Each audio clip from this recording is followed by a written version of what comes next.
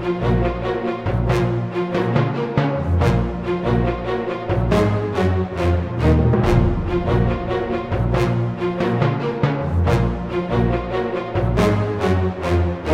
our last 3 parts, we discussed the conspiracy to kill Jon Snow. In part 1, we discussed why Jon was killed and who was in on the conspiracy. In part 2, we discussed how this plan to kill Jon Snow was not a spontaneous act in response to Jon forswearing his vows, but instead something that involved time and coordination going back at least several hours, if not days. And in part 3, we discussed how Bowen Marsh's plan may not have been suicide, but instead a way to wipe out the Wildlings, the Queen's Men, and the Northmen all at once, ridding himself of his enemies and mouths to feed, while endearing the Night's Watch to the Lannisters and the Boltons. But there is one big problem. For Bowen Marsh's master plan to work, he needs there to be a distraction to gather his enemies together in one place.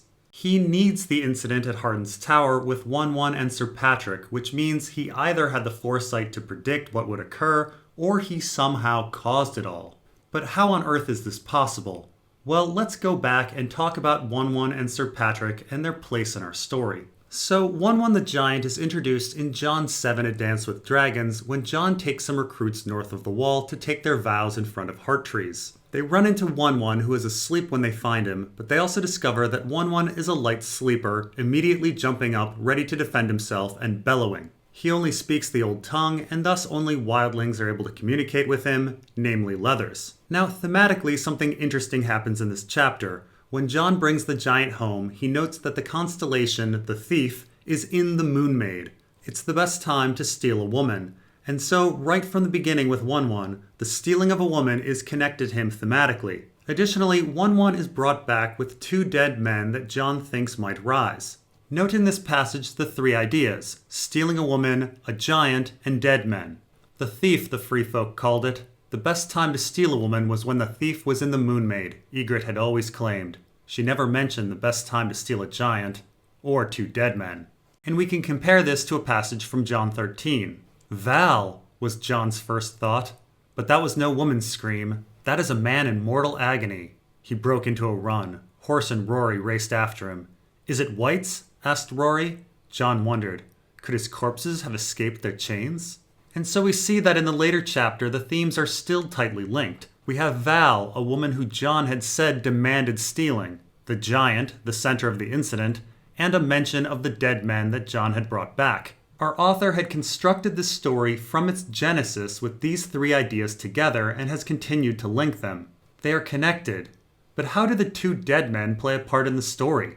Why did our author even include them? They're actually brought up several times throughout A Dance with Dragons, and the plot goes nowhere. What was their function? All for a throwaway passing thought from Jon?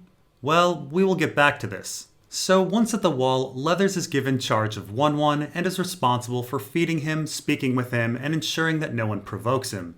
Wun Wun is then brought up in our next chapter, Jon 8, when Althel Yarwick is looking for workers. Now, Yarwick is unwilling to use Wun Wun, but Jon claims he's a willing worker and tireless at that.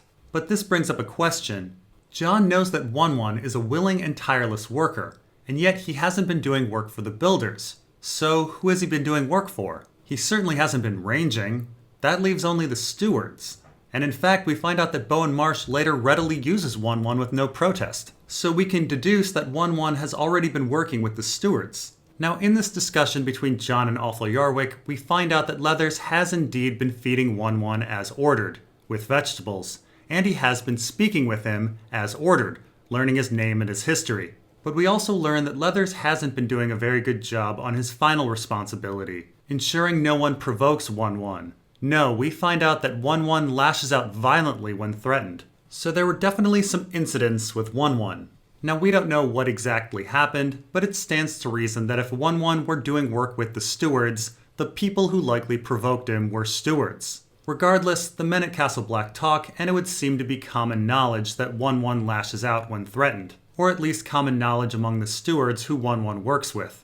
The Wun Wun story continues in the next chapter, Jon 9, when Jon and Wun Wun meet Queen Selyse, Princess Shireen, and Patchface. We find out that Wun Wun has been learning the common tongue, and Wun Wun is taken a bit by Patchface and tries to grab him. This nearly causes an incident, and Jon warns everyone not to anger Wun Wun. Jon is well aware of the dangers of Wun Wun, showing that there were some questionable situations in the past. At this point, Wun Wun wants to eat, and Leathers asks for some wine as well. Jon specifies that the wine is only for Leathers and not Wun Wun, and thinks about how Wun Wun has taken an enormous liking to wine. Now again, Castle Black talks, so it seems likely that everyone knows that Wun Wun the Giant likes wine. But certainly the stewards would, as 1, they're the ones that work with Wun Wun and were probably with him when he drank wine. 2, the stewards are in charge of food and would certainly know where gallons and gallons of wine had gone. And 3, Bowen Marsh is standing right next to Jon when he forbids Leathers from giving Wun Wun wine. Immediately after Wun Wun leaves, we are introduced to Ser Patrek. He is Queen Selyse's favorite knight and commander of her guards. Ser Patrek notably calls Wun Wun a monster that the realm should be defended against. And we are given a description of Ser Patrek's clothing. Beneath a cloak of white fur, he wore a silver of cloth surcoat emblazoned with a blue 5-pointed star. The colors and star are a clear reference to the Dallas Cowboys, rivals of our author's favorite team, the New York Giants. And thus Ser Patrek is introduced as a rival to Wun Wun. Now, over the next few chapters, we hear more of Ser Patrek and little of Wun Wun. In Jon 10, Ser Patrek is described as an angry man, looking for provocation and glares at Satin. We hear that Ser Patrek lost his lands by supporting Stannis and is looking for new lands. He thinks that he should have married Alis Karstark, and Jon jumps to the conclusion that he wants to marry Val, who Stannis has linked to whoever he makes Lord of Winterfell. Ser Patrek, clad in his knightly raiments of white, blue, and silver, his cloak a spatter of 5-pointed stars, does eventually meet Val in Jon 11 and declares that she is beautiful, just as Selyse had told him many times. And in the final chapter, Jon 13, Selyse declares that she has decided that Ser Patrek will indeed marry Val. However, Jon presents a problem. Val expects a man to steal her to prove his courage, and Ser Patrek declares that no one has cause to question his. Now, we are told in Jon 11 that Wun Wun sleeps in Val's entry hall at Hardin's tower, and thus we can see the elements of a conflict well seated. Wun Wun is a light sleeper and lashes out when threatened. Ser Patrek is angry, looking for provocation, and thinks Wun Wun a monster. Ser Patrek needs new lands, is offered Val, the key to Winterfell, but is also told that Val is in need of stealing to prove his courage. And Ser Patrek does boast of his courage. Not to mention, a giant and a cowboy are rivals. And so when the incident in Hardin's tower happens, it seems natural to conclude that Ser Patrek was trying to steal Val, awoke Wun Wun who lashed out at him, leading to Patrek's death. As proof of this fight, we even have the remains of Ser Patrek with a white wool cloak bordered with cloth of silver and patterned with blue stars. It's his heraldry and that of the Dallas Cowboys. And this conflict appears to have nothing to do with Bowen Marsh, and so this couldn't be part of Bowen Marsh's master plan. Preston's theory is wrong. Except, there are some nagging problems with the story of Ser Patrek and Wun Wun. First off, Wun Wun the Giant is not the only guard at Hardin's tower. There should be Night's Watch guards there as well. Where are they? And what was Ser Patrek's plan for getting by them? Isn't it very odd and convenient that they're missing? Second, Stannis has just been announced dead, and Ser Patrek is the commander of Selyse's knights. Shouldn't Job 1 be protecting Shireen, the new queen? Ser Patrek seems rather aware of his knightly duties, mistrusting perceived threats to Selyse and Shireen. He mistrusts the unpredictable Wun Wun and the unpredictable Ghost, as his job demands. In fact, Ser Patrek is first to act when he thinks that Wun Wun might harm Selyse or Shireen. Say what you will about Ser Patrek, but he does his job.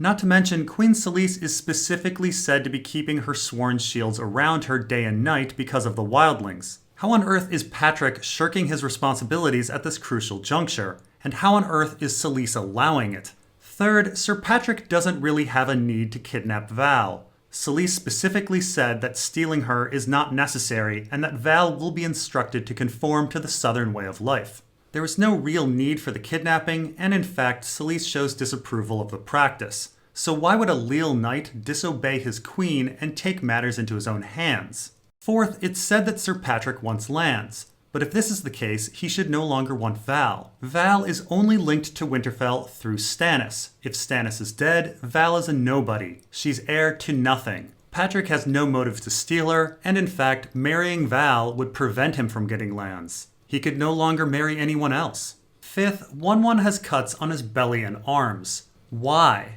Wun Wun is more than 14 feet tall, which means Wun Wun's belly is likely over 7 or 8 feet off the ground. Keep in mind, Godry Faring lanced a giant in the back while he was on horseback. Ser Patrek would be afoot. Why would there be cuts on the belly where Ser Patrek would have to reach up to without power and none on Wun Wun's legs? It seems like Wun Wun took these cuts while lying down, perhaps when sleeping, but if that's the case, why not just go for his throat? So what on earth is going on? Why would a leal knight shirk his responsibility to protect his 2 queens and disobey orders to participate in a needless kidnapping of a woman who has no feudal value that mysteriously happens when the Night's Watch's guards have vanished?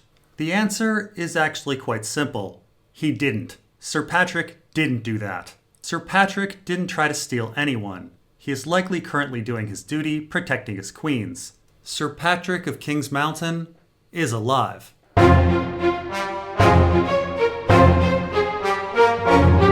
Now, you may ask, what?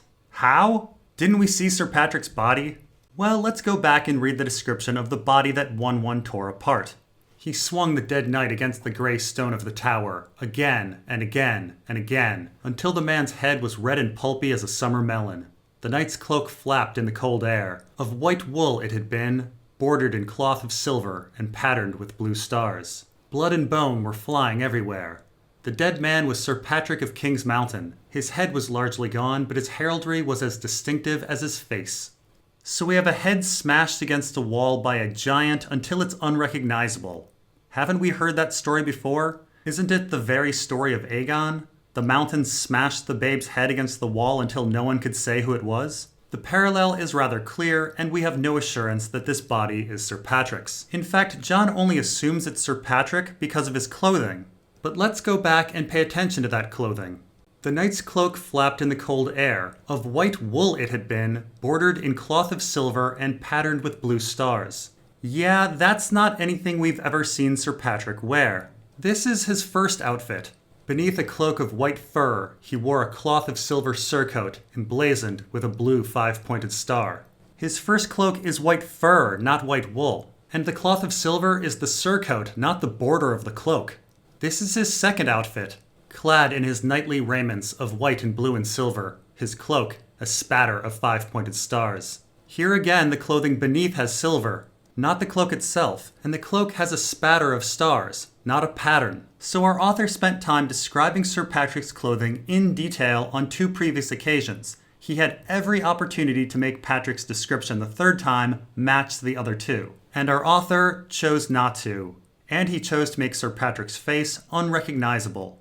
A parallel to baby Aegon. Again, we have no assurance that this is Ser Patrek, and this was clearly our author's intention. So what does this all have to do with Bowen Marsh's master plan?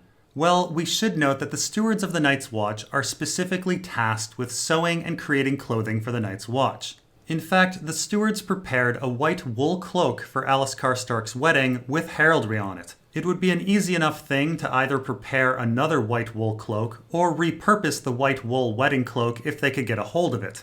And then the dead body could be anyone, simply dressed as Ser Patrek in order to create conflict at the wall. As Jon fears, the Queen's men should be ready to avenge their fallen comrade. So if the dead man is not Ser Patrek, who on earth is it? Who would be stupid enough to try to fight Wun Wun the Giant? Who would sacrifice themselves for Bowen Marsh's master plan? Well, I believe that the answer is no one in particular. Let's go back to the themes I was talking about earlier. Stealing a woman, a giant, and the dead men. Could it be that Wun Wun is tossing around one of the dead wildlings from the Weirwood Grove, preserved in the ice cells, dug up earlier by the stewards in the chapter and partially thawed? This would give the bodies a narrative function after being mentioned so many times. The stewards could have propped up the body like King Cleon or like a Night's Watch scarecrow and garbed him in their best imitation of Ser Patrek's clothing. In fact, the body does appear to be half frozen, half thawed. Let's look at a description of the body's head. He swung the dead knight against the grey stone of the tower, again and again and again, until the man's head was red and pulpy as a summer melon. So the head was smashed against stone repeatedly, and it's only red and pulpy like a melon? Why isn't the head completely and utterly obliterated, or a ruin of bone, brain, and gore like the babe Aegon? Red and pulpy like a melon? Could this be the result of the body being partially frozen? Frozen blood does resemble watermelon, and all things considered, it would be quite startling for Wun Wun to wake up and find a dead frozen man. Wun Wun would either look at the cloak and assume it was an attacking knight like Ser Patrek, or look at the man's face, that of his former wildling comrade who died, and assume it was a wight.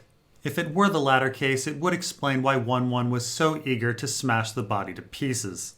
But isn't Wun Wun a light sleeper?